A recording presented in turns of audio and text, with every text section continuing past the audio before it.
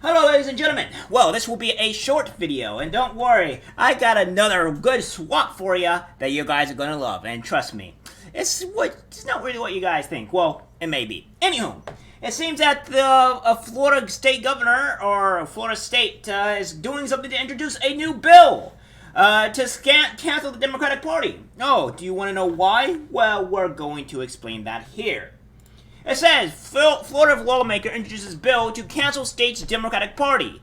It says here, the state Senator Blaise Ingoglia, a Republican, will introduce SB 1248, known as the Ultimate Cancel Act, that will require the Florida Division of Elections to immediately cancel the filings of any political party that's ever endorsed slavery in its official party platform. If passed, the bill would essentially ban the Democratic Party in Florida, a swing state that has drifted toward Republicans in recent years. Southern Democrats supported slavery during the Civil War, while Republicans, led by President Abraham Lincoln, backed the abolition of slavery. Now, of course, we think that the President Lincoln may have done it for other reasons other than wanting to abolish slavery. But either way, it's still what happened, and well, it does not really paint a good thing for Democrats, now does it? Republicans often call attention to the Democratic Party's historic ties to slavery when facing their own accusations of racism. Although Democrats have not formally held that position since the 19th century, both major political parties have faced scrutiny for their historic ties to racism.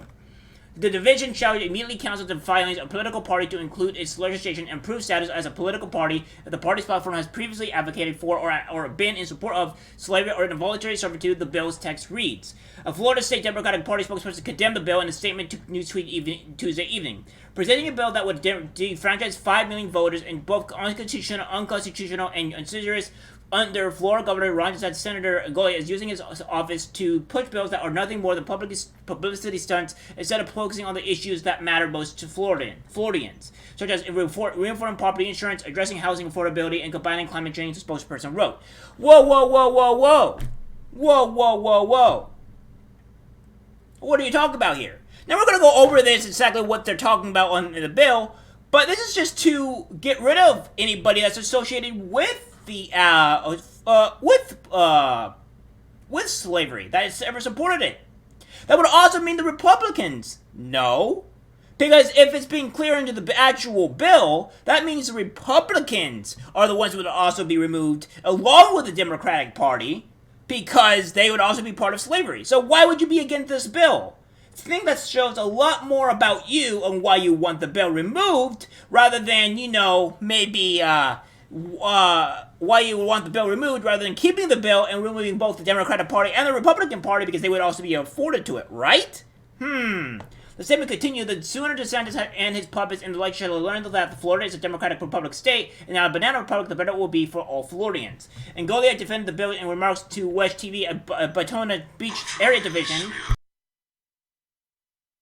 television news station. For years now, leftist activists have been trying to cancel people and companies for things they have said or done in the past. This includes the removal of statues and memorials, the remitting of buildings. Using this standard, it would be hypocritical not to cancel the Democratic Party itself for the same reason, he said, according to Wesh. Ingoglia's bill to cancel Democrats was met with criticism on social media Tuesday. Another ridiculous stunt from a party full of ridiculous performance artists. Florida State Senator introduced a bill to ban the Democratic Party since it was once for slavery 160 plus years ago, to Ron Farowski, an attorney who frequently criticized GOP. Yeah, and guess what? You are doing the same thing to Republicans that also supported this bill or did something similar a whole bunch of years ago. Weren't you the same people that wanted reparations for black people for what white people did almost 160 plus years ago? The exact same thing you want black people to get reparations for what white people did over 160 plus years ago that had nothing to do with what they have? Boom. How about that? Well, I think it contradicts yourself, buddy, because that's exactly what you're doing for white people in current day. Guess you can't really fuck that, now can you, bud?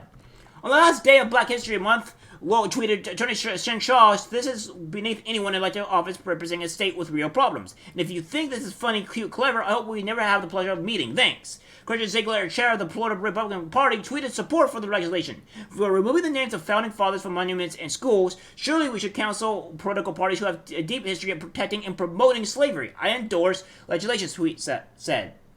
And what it says here, from the Christian Camara, Florida State Senator Gov Gone Wild files bill to decertify any political party whose platform ever supported slavery. The bill is titled the Ultimate Counsel Act. It goes on to say, this may act as cited the Ultimate Counsel Act. It says the political parties, the division shall immediately cancel the filings of a political party to include its registration and prove status as a political party. If the party's platform has previously advocated for or been in support of slavery or involuntary servitude, in addition to applicable procedures provided for in Section 103.95, the following procedures must also be followed. If the division cancels the filings of a political party, the division must provide notice to each voter registered with the canceled political party that the political party has been canceled and his or her voter registration. Information will now reflect no party affiliation and provide procedures for the voter to update his or her political party affiliation to an active political party.